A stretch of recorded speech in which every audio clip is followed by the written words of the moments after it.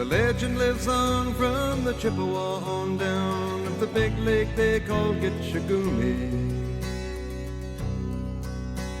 The lake, it is said, never gives up her dead when the skies of November turn gloomy.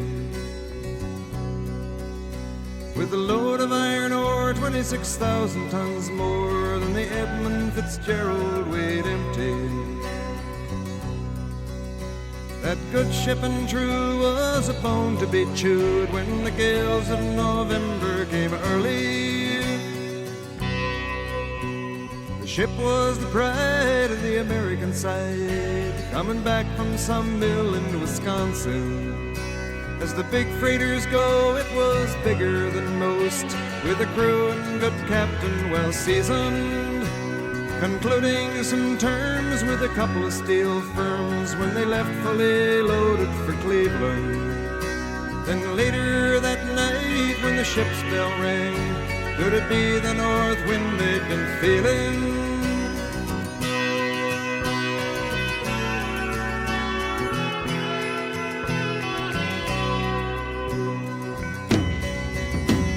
The wind in the wires made a tattletale sound, and the wave broke over the railing.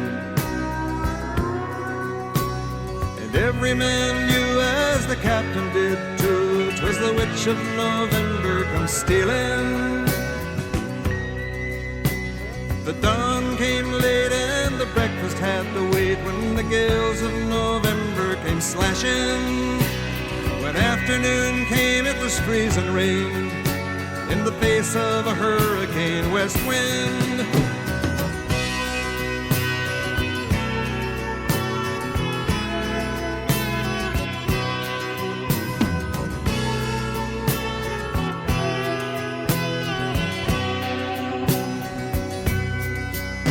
When supper time came, the old cook came on deck saying, "Fellas, it's too rough to feed you." At 7 p.m. a main hatchway caved in. He said, "Fellas, it's been good to know ya." The captain wired in, he had water coming in, and the good ship and crew was in peril. And later that night, when his lights went out of sight, came the wreck of the Edmund Fitzgerald.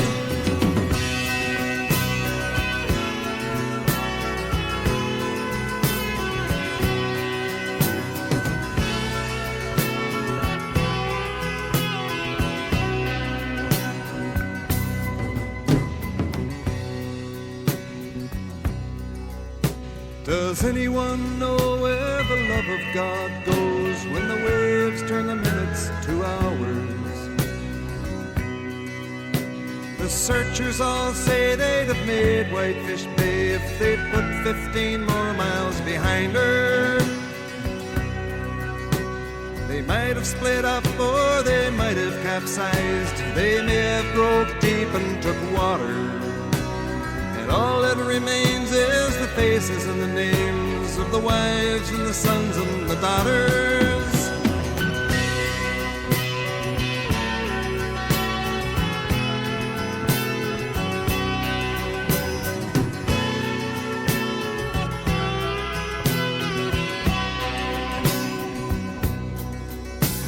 Lake Huron rolls, Superior sings in the rooms of her ice-water mansion.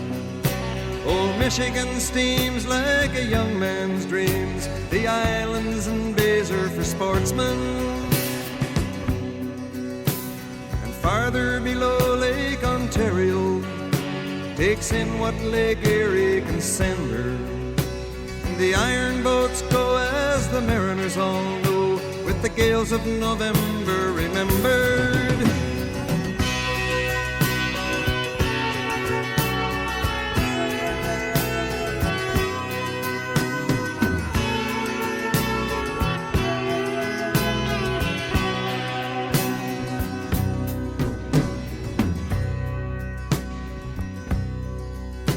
In a musty old hall in Detroit they prayed in the Maritime Sailors' Cathedral.